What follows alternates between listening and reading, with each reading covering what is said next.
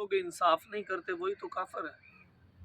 اللہ تعالیٰ نے تو قرآن پاک میں یہ فرما دیا کہ جو لوگ انصاف نہیں کرتے حقیقت میں وہی لوگ تو کافر ہیں۔ الظلم ظلمات یوم القیامہ، ظلم جو ہے وہ قیامت والے دن اندھیروں میں ہوگا۔ اب انصاف کرنا کیا صرف ترازو کی حد تک ہے؟ کیا عدالت لگی ہوئی ہے، وہاں پر ایک شخص عادل بن کے بیٹھا ہے، انصاف کرنے والا بیٹھا ہے، وہ انصاف نہیں کر رہا، وہ تو نا انصافی کے اس کٹہرے پہ کھڑا ہو گیا کہ اللہ نے اس کو انصاف کرنے کے لیے ایک طاقت دی تھی، ایک کرسی دی تھی، ایک عہدہ دیا تھا، اس نے اس کا غلط استعمال کیا۔ تو قرآن پاک میں کیا ہے کہ وہ لوگ جو انصاف نہیں کرتے وہی تو کافر ہیں۔ پھر آگے چلتے ہوئے جس بندے کے پاس ترازو ہے، دکاندار ہے، ترازو تو اس کے پاس بھی ہے، اب کوئی شخص اس کے پاس جاتا ہے خرد و نوش کی اشیاء خریدنے کے لیے، تو وہ بھی اپنے ترازو میں ڈنڈی مارتا ہے، انصاف تو وہ بھی نہیں کر رہا۔ اور اگر کوئی لین دین کا معاملہ ہے، اگر کوئی شخص اس معاملے میں گڑبڑ کرتا ہے تو انصاف تو وہ بھی نہیں کر رہا۔ اور اگر کسی کے پاس مال ہے اور اسے برابری کے ساتھ تقسیم کر دینے کا حکم ہے، اور اس معاملے میں بھی اگر وہ گڑبڑ کرتا ہے تو انصاف تو وہ بھی نہیں کر رہا۔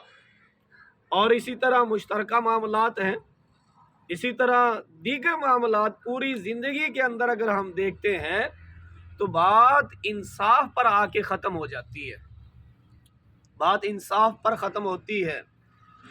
گھر سے شروع ہوتی ہے بات آپ کے بچوں سے، کیا آپ بچوں کے درمیان انصافی معاملہ کرتے ہیں؟ پھر اس کے بعد اہل و عیال کے ساتھ، پھر دیگر عزیز و اقارب رشتہ داروں کے ساتھ، پھر اہل علاقہ کے ساتھ، پھر مارکیٹ میں جا کے وہ کاروبار کے ساتھ، پھر آپ چلتے چلتے جمہوریت تک جاتے ہیں، ملک تک جاتے ہیں۔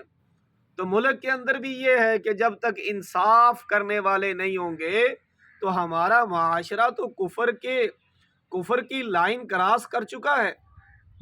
یہاں اگر ہم انصاف کے ترازو کو مد نظر رکھتے ہوئے لوگوں کو دیکھیں تو قرآن کے حکم کے مطابق تو اکثر کافر ہو چکے ہیں۔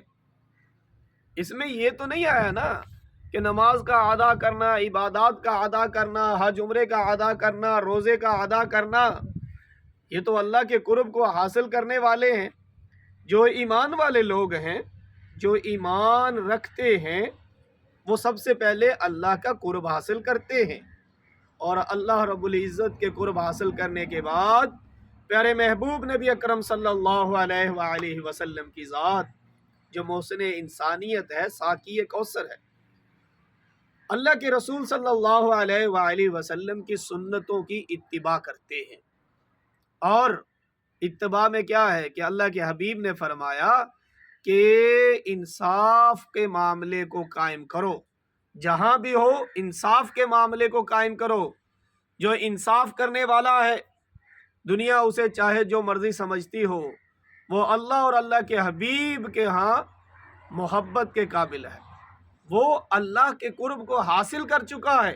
جو انصاف کو قائم کرتا ہے، جب ہمارے معاشرے میں آج اگر ہم دیکھ لیں، ایک ریڑھی باندھ سے لے کر آپ ملک کے صدر تک دیکھ لیں، کیا ہم محسوس کرتے ہیں کہ ان کے درمیان انصاف کے ترازو ہیں؟ اس میں تمام ملکی ادارے بھی ہیں، دکاندار بھی ہیں، مارکیٹیں بھی ہیں، پلازے بھی ہیں، دفاتر بھی ہیں، مزدور بھی ہیں۔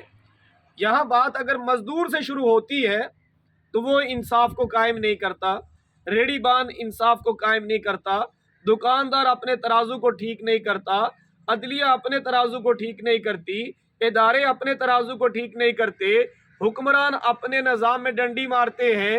تو میں کیا کہوں اس بات کو کہ ہم جس معاشرے میں رہتے ہیں کیا اسے سدھارنے کی ضرورت نہیں ہے؟ ہم جس معاشرے میں رہتے ہیں کیا اس کی تجدید کی ضرورت نہیں ہے؟ کیا ہم اس معاشرے میں رہتے ہوئے اپنی نسلوں کو کیا دے کے جا رہے ہیں اور کیا دے کے جانا چاہتے ہیں؟ آپ اگر اس بات پر بھی غور کر لیں محترم، تو آپ کو وہ سب چیزیں میسر ہوں گی جو ہمارے پیارے محبوب نبی اکرم صلی اللہ علیہ وآلہ وسلم نے امت محمدی کے لیے فرمائی تھی۔